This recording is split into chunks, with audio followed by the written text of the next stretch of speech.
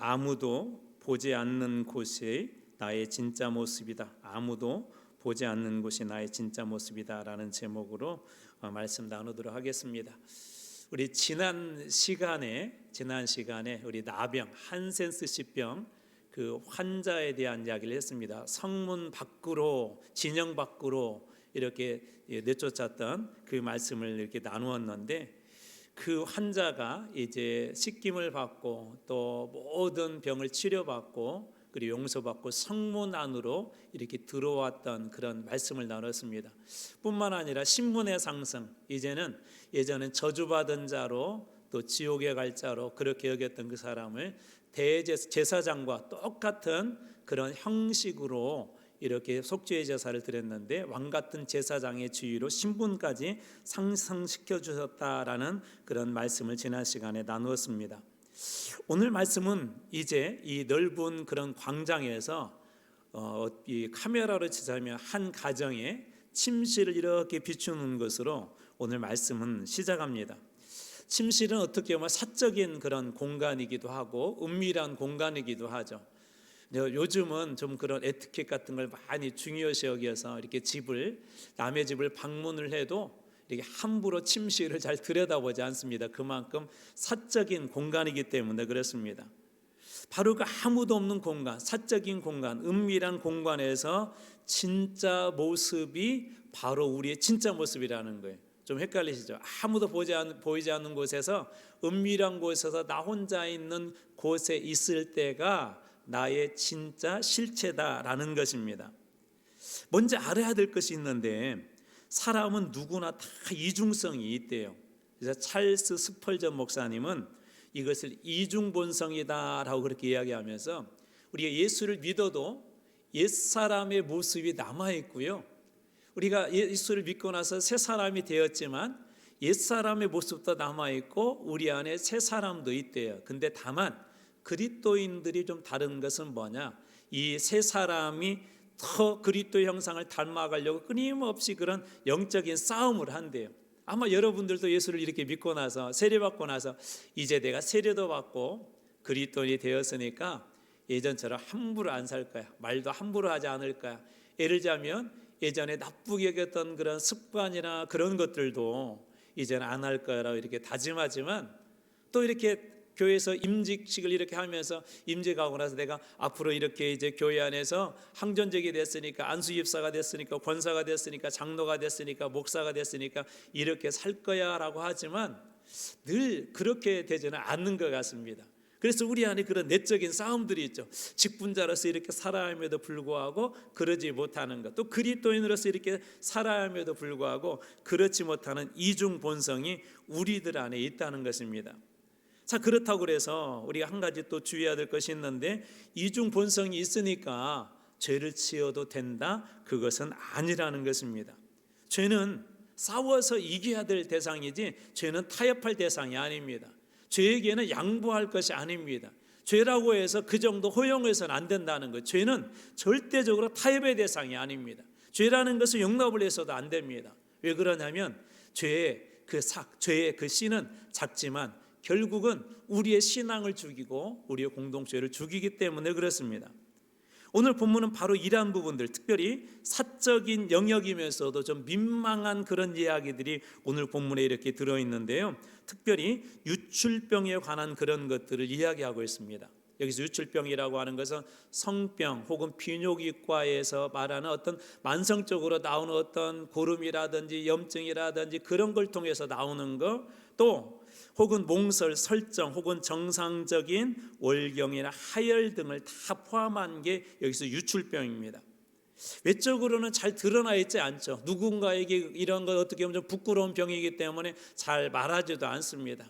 그러니까 직접 말하지 않으면, 드러내지 아니하면 사람들은 저 사람에게 이러한 유출병이 있는지 알 수 없다는 것이죠. 내 성경은 바로 이 유출병에 대해서도 오늘 본문의 말씀을 부정하다라고 그렇게 이야기합니다. 드러나지 않았지만, 사람들이 모르지만 이 병은 부정한 것이다 라고 그렇게 이야기합니다. 오늘 우리 그리스도인들에게도 그런 모습들이 있죠. 우리가 그리스도인으로 이렇게 살아가고 또 나름대로 이렇게 신앙생활을 하지만 우리 안에 드러나지 않는 그런 죄들이 있을 수 있습니다. 남들이 모르는 죄, 은밀한 곳에서 나만 아는 죄, 사람들은 모르지만 나만이 알고 있는 유출병과 같은 그런 은밀한 것들이 있다는 것입니다. 그런데 사람들은 보통 이런 것들을 얘기하지 않죠. 쉽게 고백하지 않습니다. 내가 이런 죄를 짓고 있어, 내가 이런 나쁜 죄를 짓고 있어, 그런 말하지 않습니다. 한 청년이 어느 날 갑자기 이런 고백을 했어요. 이 청년은 어떤 청년이었냐면은 아주 정말 사회적으로 보면 성실하고 공부도 열심히 하고 또 나중에 직장에 들어가서 직장 생활도 열심히 하고 한 그런 청년이었는데, 이 청년이 어느 순간에 자기가 마약 중독자라는 것을 마약 중독자가 되어가지고 사람들에게 그런 얘기를 합니다. 이게 사실은 쉽지 않은 고백들이죠. 어느 누구도 그동안에는 아무도 몰랐어요. 그 사람이 마약 중독자인지 전혀 몰랐습니다. 가끔 뉴스에 보면 정말 짐승 같다고 할 정도로 정말 악한 사람들이 이렇게 붙잡혀가지고 뉴스에 나옵니다. 그럴 때 이웃들이 그러죠. 아, 그분 참 성실하고 착했는데, 인사도 잘했는데, 동네에서 별 이렇게 사람들에게 해코지하거나 그런 일도 없었는데, 그런 이야기들을 우리는 듣기도 합니다. 이런 이야기들 우리가 들을 때마다 우리 안에 그런 마음들이 들죠. 어떤 생각들이 드냐면 그 사람이 나쁘다고 그렇게 얘기합니다. 저는 진짜 나쁜 놈이네라고 이야기하지만 가만히 우리 자신도 되돌아본다면 아마 우리 안에도 아무도 모르는 은밀한 죄가 있지 않나라는 그런 경계심을 우리들에게 주죠. 우리는 사실 이 자리에 앉아 있으면 아무도 몰라요. 그 사람이 어떤 죄를 지었는지, 어떤 나쁜 짓을 했는지, 은밀한 곳에 어떤 걸 했는지 아무도 알 수 없습니다. 그러나 분명한 사실은 우리 중에 그것이 크든 작든 작은 문제든 큰 문제든 이런 문제가 있을 수 있다는 거예요. 가장 사적이고 은밀한 공간에서만 이루어지는 그런 죄악들이 있을 수 있다는 것입니다. 오늘 본문에는 바로 그런 은밀한 곳에서 일어났던 한 유출병, 부정한 그런 환자에 대해서 단순히 그 은밀한 곳에 있는 그 사람을 지적하고 내가 문제 있다고만 말씀하시는 것이 아니라 바로 그곳까지 찾아오셔서 점검해보고 또 그곳까지 오셔서 용서해 주시는 우리는 예수 그리스도의 놀라운 사랑을 오늘 이 말씀 속에서 살펴볼 수가 있습니다. 그래서 오늘 우리는 이 말씀을 통해 우리의 은밀한 부분, 남들이 알지 못하는 사적인 공간에 혹은 나만 아는, 우리 가족도 모르는 은밀한 곳에서 일어나는 어떤 일들을 한번 점검해보고 그것의 악한 영향력은 무엇이고 어디까지 나아가야 할지, 어떻게 해야 될지 오늘 말씀을 통해서 한번 살펴보려고 합니다. 첫 번째로는 거룩의 범위예요. 여러분, 어디까지 거룩해야 될까요? 그냥 쉽게 질문해 볼게요. 교회 안에서만 거룩해야 될까요? 교회 밖에서도 거룩해야 될까요? 당연히 교회 밖에서도 거룩해야 되겠죠.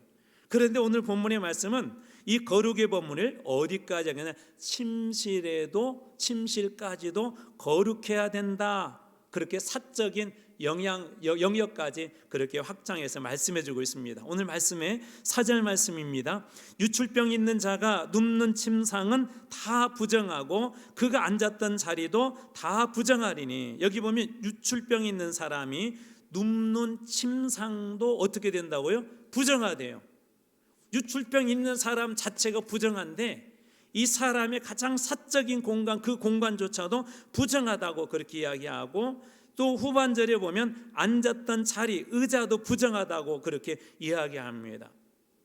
죄는 이처럼 우리의 어떤 공간을 가리지 않아요. 공적인 공간, 오픈된 공간뿐만 아니라 이런 사적인 공간, 은밀한 공간에서도 늘 이런 죄의 사건들이 일어날 수 있습니다. 그래서 예수님께서는 이 데살로니가전서에 이렇게 말씀하시는데요. 데살로니가전서 4장 3절, 하나님의 뜻은 이것이니 너희의 거룩함이라 곧 음란을 버리고 심지어 아내에 대해서도 침실에서도 거룩하라, 그렇게 합니다. 그래서 각각 4절, 각각 거룩함과 존귀함으로 자기 아내 대할 줄을 알고. 하나님의 뜻은 우리가 거룩하게 사는 거예요. 여기서 거룩하다는 게 단순히 어떤 거룩한 흉내를 내는 것이 아니라 삶을 그렇게 살아야 되는 것을 이야기합니다. 그러면서 4절에는 그 거룩함과 존귀함으로 자기 아내 대할 줄 알아야 된다는 것은 침실에서도 그 거룩함이 적용돼야 한다는 거예요. 사람들은 모르죠. 바깥 사람들은 모를 수 있습니다. 우리 한국에 유명한 여자 목사님이 계시는데 그 목사님이 이런 간증을 오래전에 하셨습니다. 자기는 믿는 집, 그리고 정말 집안도 괜찮고 하는 그 집에 이렇게 시집을 갔대요. 근데 가서 봤더니 그게 아니더래요.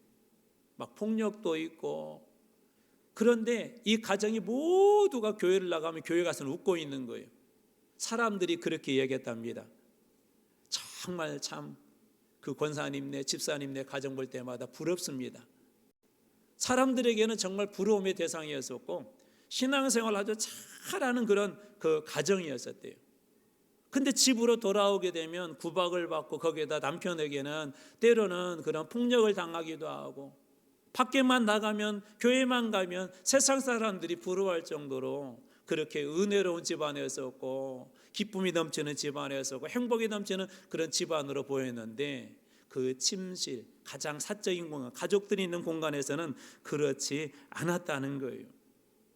여러분, 우리들은 늘 그런 부분들을 조심해야 합니다. 제가 아는 분이 이런 고백을 하셨어요. 여러분들도 한번 그랬는지 한번 잘 옛날 일 한번 되돌아보십시오. 운전을 하면 이게 성격이 나온다면서요. 목사님을 태우고 신방을 갔는데 갑자기 어떤 차가 딱 끼어드니까 갑자기 입에서 ABC가 나왔대요. 목사님이 자동적으로. 차 속은 사적인 공간이죠. 그런데 그 공간에서 늘 어쩌면 그 전에 그런 일을 했을지 모르겠습니다. 여러분, 오늘 주님께서 우리에게 말씀하시는 것은 아무도 없는 공간, 홀로 있는 시간, 사적인 공간, 그곳에서도 하나님의 뜻은 이것인데 거룩합니다라고 말씀하신 그 거룩한 일들이 일어나야 될 줄로 믿습니다. 여러분, 야곱이 이렇게 꿈꿨던 장면을 한번 상상해 보십시오. 물론 광야에 있었고 외로움의 시간에 있었고 두려움의 시간에 있었지만 그는 그 공간에서 무엇하죠? 거기서 욕할 수도 있잖아요. 자기를 죽이려고 했던 사람들에 대해서, 힘들게 했던 사람들에 대해서, 그 형에 대해서 온갖 저기를 할 수 있잖아요. 그런데 성경에 보면 그가 이렇게 돌을 베고 잠을 자는데 꿈에 본즉 사닥다리가 저 하늘에서부터 아래까지 하늘까지 닿았는데 천사들이 오르락 내리락 하더라. 아무도 없는 그곳에서 그는 지금 누구와 교제하고 있냐? 하나님과 교제하고 있는 것이죠. 우리가 잘 아는 다니엘은 어떻습니까? 다니엘도 죽음의 위기가 왔을 때 그는 오히려 그 사적인 공간을 오픈하죠. 당신들이 아무리 나를 죽이려고 하고 하나님을 못 믿게 한다 할지라도 여러분 보시오, 나는 우리 집에서조차도 하나님을 예배하는, 하나님만 예배하는 사람입니다. 오히려 사적인 공간을 오픈해서 사람들이 오픈하면 오히려 죽을 수 있죠. 그런데 그 사적인 공간에서도 그는 그 거룩함을 드러냅니다. 그리스도인들은 혼자 있을 때도 그 거룩함을 잃어버리면 안 됩니다. 침실이라는 것은 가장 사적인 영역입니다. 우리 각자에게도 사적인 영역들이 있어요. 그 사적인 영역에서도 여러분 그 거룩함을 유지하시는 거룩한 그리스도인들 다 되시길 주님으로 축원합니다. 두 번째로는 죄의 영향력이에요. 첫 번째는 거룩함의 범위가 어디냐? 교회 안뿐만 아니라 교회 밖, 심지어 우리의 사적인 공간까지도 거룩해야 된다면 두 번째로는 죄의 영향력이라는 거예요. 죄의 영향력. 죄는 어디까지 영향을 미칠까? 죄는 우리의 일상의 모든 것을 다 오염시킵니다. 그냥 단순히 우리 안에만 이 죄가 머물러 있는 것이 아니라 모든 걸 오염시켜요. 그래서 유추병이 있는 그런 환자와 접촉하는 모든 것들이 부정하잖아요. 침대도 부정하고 의자도 부정하고 심지어 그 사람이 누군가를 이렇게 만지면 그 사람도 부정하게 됩니다. 죄가 개인의 문제로 끝나지 않고 그가 머무는 환경, 그가 머무는 공동체에 영향을 끼칠 수 있음을 보여주는 거예요. 그러니까 죄의 영향력은 단순히 우리 안에만 머물러 있지 않습니다. 우리가 있는 그 환경, 우리가 누군가 접촉하는 그 사람에게도 영향을 미칠 수 있고요. 우리 주변을 때때로 강력한 죄들은 파괴하는 강력한 능력을 갖는 것이 바로 이 죄입니다. 죄. 이 장면을 우리가 어디에서 이렇게 쉽게 찾아볼 수 있냐면 창세기에 아담과 하와가 범죄를 하잖아요. 하나님께서 따먹지 말라고 한 선악과를 따먹고 난 후에 말씀에 이런 말씀이, 저는 이 말씀 들을 때 참 이게 이해가 안 됐어요. 아니 잘못은 쟤네가 있는데 왜 얘네들이 저주를 받아야 돼? 여러분, 잘못은 부모가 했는데 자녀들이 저주를 받는다고 하면 합당한 거죠? 합당하지 않잖아요. 요즘 우리나라도 연좌제가 없잖아요. 근데 창세기 3장 17절에 아담과 하와가 죄로 말미암아 이렇게 돼요. 땅은 너로 말미암아 저주를 받고, 땅은 아담 너로 말미암아 저주를 받는데요. 이게 한 사람의 죄가 그가 밟고 있는 땅까지도 저주스럽게 만든 거예요. 이게 죄의 강력한 영향력입니다. 마찬가지로 유출병에 있는 사람이 접촉하는 모든 것들은 다 부정하는데 5절에 보면 그의 침상에 접촉하는 자는 그의 옷을 빨고, 그러니까 이 유출병이 있는 사람이 침상에 누웠는데 이 침상도 어떻게 됐다고요? 부정하게 되었다고 그랬죠. 그런데 누군가가 여기 앉으면 그 사람도 부정하게 된다. 그러니까 죄는 뭐가 있어요? 전염성이 있죠. 유출병 환자가 누웠는데 이 침상도 부정하게 되고, 부정하게 된 침상에 누군가 앉으면 이 사람도 부정하게 되고, 죄는 뭐가 있어요? 전염성이 있어요. 또 9절 보십시오. 유출병이 있는 자가 탔던 안장은 다 부정하며, 우리식으로 바꿔볼게요. 유출병이 있는 사람이 자동차를 탄다면 그 자동차도 부정한 것이 되는 거예요.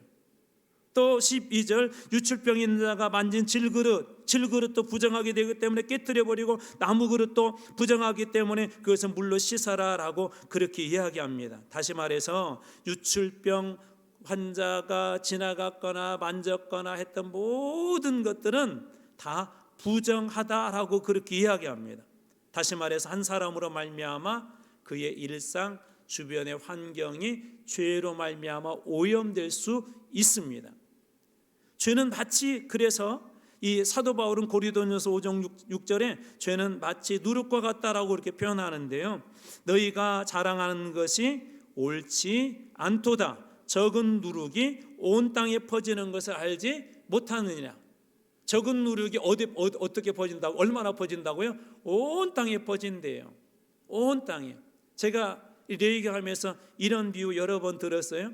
자, 여기에다가 아주 작은 청산가리 아주 작게 떨어뜨리면 그 떨어뜨려진 부분만 오염되는 것이 어떻게 되죠? 나중에는 전체가 다 오염이 되죠. 먹을 수 없는 그런 물이 되죠. 이 물을 마시는 사람들도 어떻게 돼요? 중독이 되거나 자칫 잘못하게 되면 죽을 수도 있죠.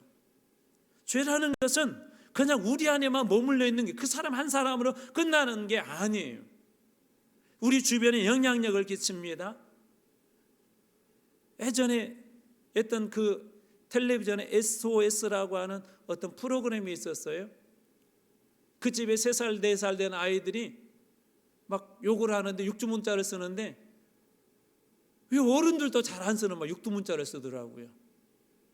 부모님들이 제대로 아이를 양육하지 못하니까 그 위에 형들이 밖에 나가서 늘 막 배우는 게, 우리 욕 같은 거 빨리 배우잖아요. 와가지고 막 집에서 그렇게 하니까 이게 얼마나 나쁜 것인지도 모르고 3살짜리 아이가 그걸 그대로 배워요. 나쁜 것인지 모르고 배워요. 전염되는 거예요. 그런 경험 있으시죠? 어느 이렇게 어떤 모임을 하는데 누군가가 막 이렇게 막 불평하고 엄마하고 막 짜증내면 그때부터 분위기가 막 안 좋아지는 거, 그런 거 여러분 경험하시죠? 전염이 되는 거예요. 요즘 겨울철에 맛있는 과일 중에 하나가 귤이잖아요. 귤을 이렇게 한 박스 사다 놨는데 어느 날 봤더니 그 안에가 막 이게 뭉퉁그레 다 썩어져 있어요. 왜 그렇죠? 귤 하나가 이게 골마터져 있고 썩어져 있으면 그거 골라내지 않으면 나중에 그 주변에 있는 다른 귤들도 다 썩게 만들어 버립니다. 이게 죄의 전염성, 이거 죄의 영향력이에요. 입으로 독을 마시면 입만 죽는 것이 아니라 온몸으로 퍼지죠. 우리 온몸으로 적시죠. 입만 죽는 게 아니죠. 죄는 그처럼 이 전염성이 있다는 것입니다. 그렇기 때문에 한 사람의 죄가 거기서 끝나는 것이 아니라 공동체나 그 모임 가운데 그대로 그 죄의 영향력들이 가는 거예요. 죄의 영향력들이. 우리 교회는 한문 공동체라고 하지 않습니까? 그래서 오늘 본문에도 보면, 후반절에 보면 왜 공동체 안에서 이 죄를 철저하게 분리해내고 나중에 철저하게 정결하게 하는지를 알 수 있는 이유 중에 하나가 뭐냐면, 이 공동체 안의 죄의 문제를 그대로 놔두면 이게 전염이 되기 때문에 그래요. 전염이 되기 때문에. 그래서 죄를 가볍게 여겨서는 안 됩니다. 병원에 가면 의사 선생님들이 이렇게 검사를 하다 암총이 아주 작은 게 이렇게 발견이 되면 의사 선생님들이 가볍게 여기나요? 아니면 그것도 중요한 문제로 여기나요? 중요한 문제로 여기죠. 암은 작다고 해서 무시할 게 아니란 말이에요. 중요한 문제로 봅니다. 작지만 그 문제를 어떻게 해요? 빨리 해결하죠. 해결해내야 온몸이 건강해집니다. 여러분, 그렇기 때문에 우리는 늘 그런 고민을 하셔야 돼요. 우리가 선한 영향력도 끼칠 수 있지만 죄의 악한 영향들도 끼칠 수 있습니다. 내가 누웠던 침상이 더러워졌다면 여기에 누운 사람도, 여기에 앉은 사람도 더러워지는 것처럼 내가 머물렀던 자리, 내가 머물렀던 공동체, 그 안에서 늘 우리는 죄에 대한 문제로 악한 영향을 끼치지 않았는지 고민하셔야 돼요. 여러분, 교회는 살리는 곳입니다. 교회는 영혼을 살리고 생명을 살리는 곳입니다. 두 가지 영향력이 있어요. 하나는 죽이는 영향력이고 하나는 살리는 영향력들이 있어요. 그래서 이 죄의 문제에 대해서 쉽게 다루어서는 안 된다는 것입니다. 사실 죄에 대한 이야기하면 저도 불편하고 여러분도 불편해요. 그렇죠. 죄에 대한 이야기만 계속하면 여러분 불편하시죠. 안 그렇다고 하시는데 다 합니다. 사실 이건 불편한 얘기예요. 근데 들으셔야 돼요. 의사 선생님이 암이 있을 때 당신 암이 있습니다, 이렇게 해야 치유됩니다 라고 얘기할 때 불편하죠. 이러다가 다 죽는 거 아니야? 불편하죠. 그래도 어떻게 돼? 듣고 이제 치료의 방법을 찾고 그 방법을 적용해야 살아납니다. 그래서 죄도 마찬가지예요. 그런데 하나님은 여기에서 끝나지 않아요. 진짜 지금부터가 중요해요. 바로 복음이 있습니다. 만져주시고 회복시켜 줍니다. 율법은 부정한 자를 이렇게 정죄하죠. 격리를 시켜요. 율법에서는 자꾸 부정한 자들은 성문 밖으로 보내기도 하고 격리를 시키기도 하고 그렇게 합니다. 그러나 복음은 어때요? 격리가 아니라 복음은 찾아와요. 우리 지난주에도 그 복음에 대한 얘기를 했었죠.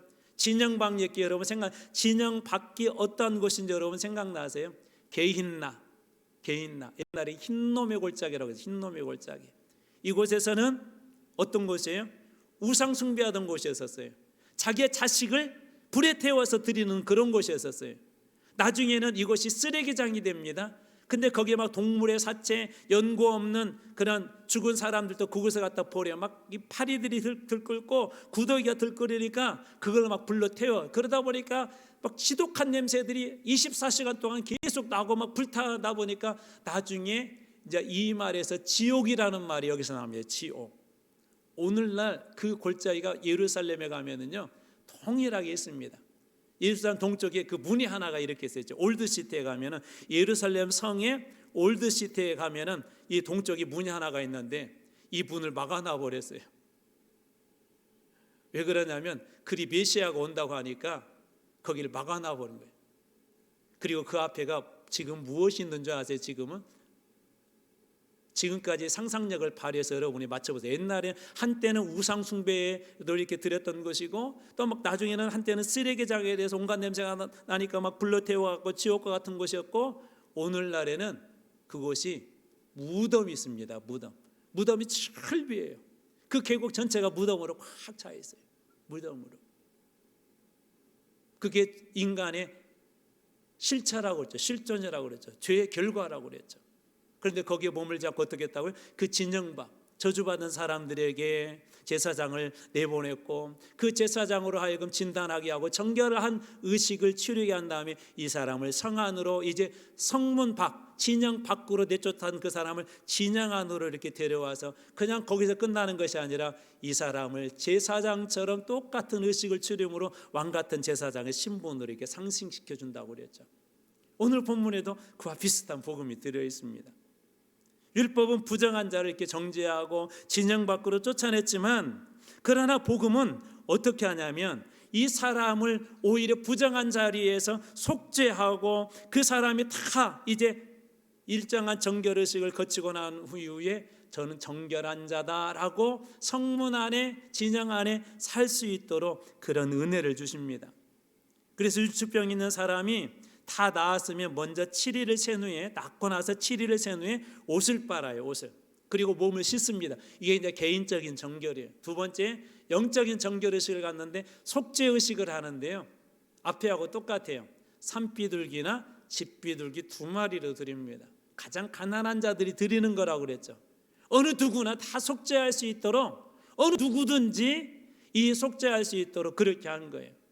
그래서 그것을 제가 지난 시간에 예수 그리스도와 연결시켰죠. 누구든지 주의 이름을 부르는 자는 다 무엇을 받으리라? 구원을 받으리라.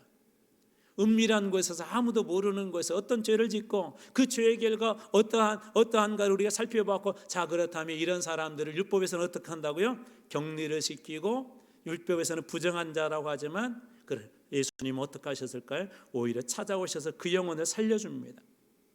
자, 먼저 이 말씀만 볼까요? 레위기 15장 14절. 여덟째 날에, 자, 7일 동안을 이제 이렇게 율법 유출병에 있는 사람이 다 나으면 7일을 센 후에, 7일 동안 문제가 없어야 돼요. 그리고 나면 옷을 빨고 물에 몸을 씻는데, 신고 난 후에, 자 14절, 여덟째 날에 산비둘기 2마리나 집비둘기 새끼 2마리를 자기를 위하여, 그 환자 부정한 사람을 위하여 가져다가 회막문 여호와 앞으로 가서 제사장에 줄 것이요. 속죄의 제사를 하고, 하나님 앞에 첫 번째 가장 중요한 목적은 뭐냐면 속죄의 제사를 드리는 거예요. 속죄의 제사.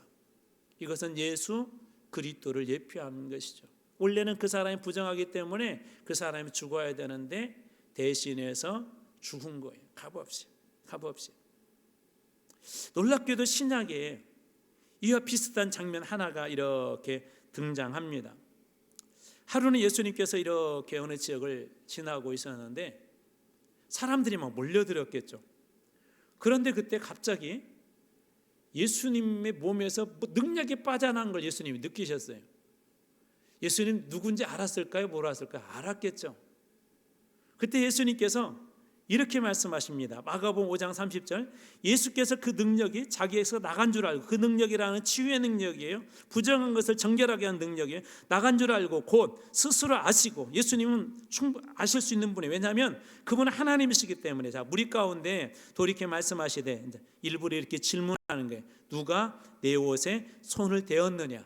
자, 여기서 질문해 볼게요. 자, 율법으로 보게 되면 이 부정한 사람이 일부러 예수님을 손대게 되면 손 댈 수 있어요, 없어요? 대면 돼도 괜찮은가요? 아니, 안 돼요.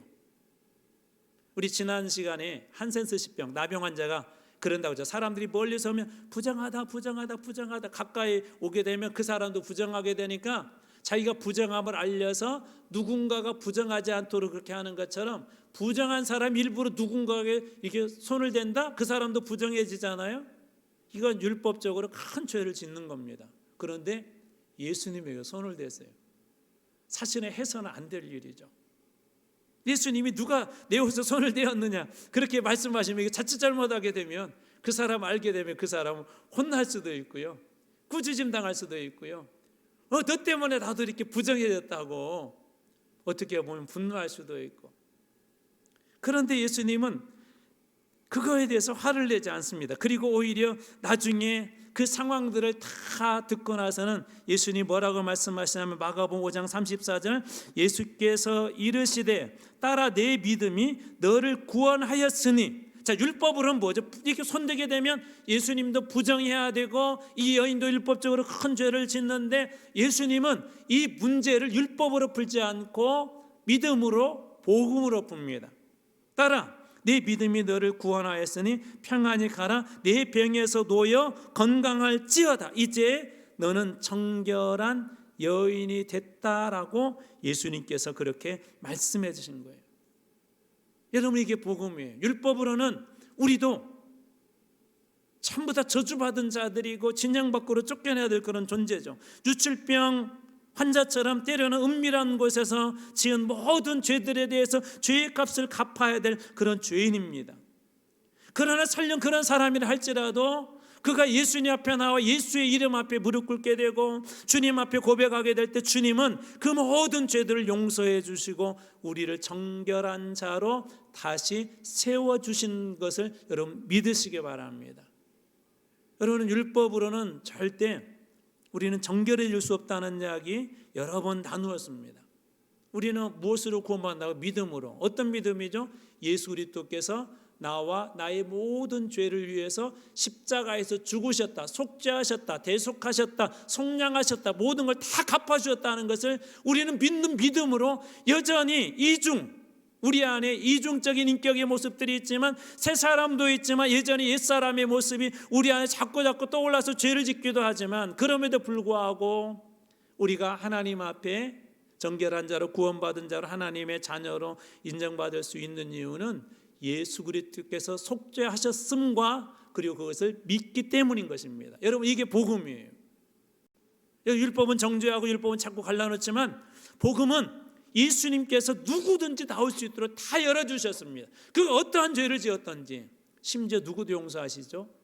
예수님이 십자가에 달리셨을 때 좌우에 강도가 있었죠. 십자가형은 그때 당시에 최고 약한 자들이 달린 곳이 십자가형입니다. 다시 말해서 저 사람은 절대로 용서받을 수 없어, 하나님 앞에도 용서받을 수 없어 하는 것이 십자가예요.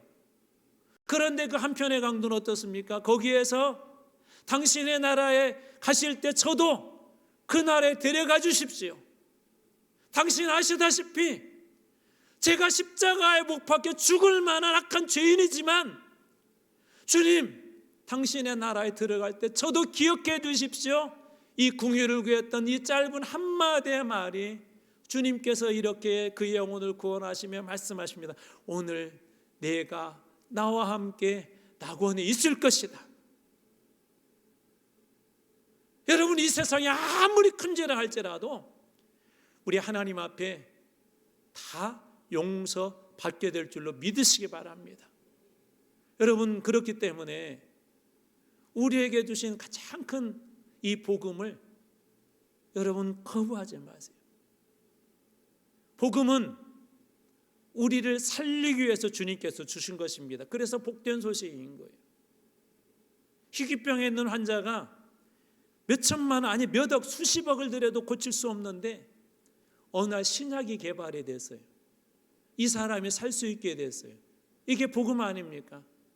우리는 스스로 죄를 용서받을 수도 없고, 우리는 스스로 천국에 갈 자격도 안 되고, 우리는 보이지 않는 곳에 남들이 알지 못하는 곳에서 지은 죄까지 다 합치게 되면, 그 무게를 주님의 심판 앞에서 달게 되면 어느 누구도 자격이 되지 않지만, 그리스도의 복음은 자격 없는 우리를 그리스도께서 친히 그 값을 다 갚아주시고, 십자가에서 다 갚아주시고 죽을 영혼을 살려주셨기에, 복음은 오늘 우리는 살리는 하나님의 능력인 것입니다.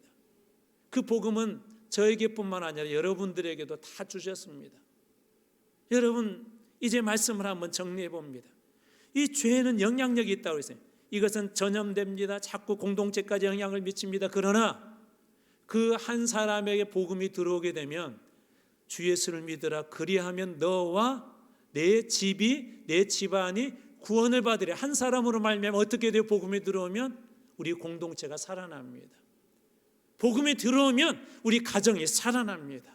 한 사람에게 복음의 능력이 들어가면 민족이 살아나게 됩니다.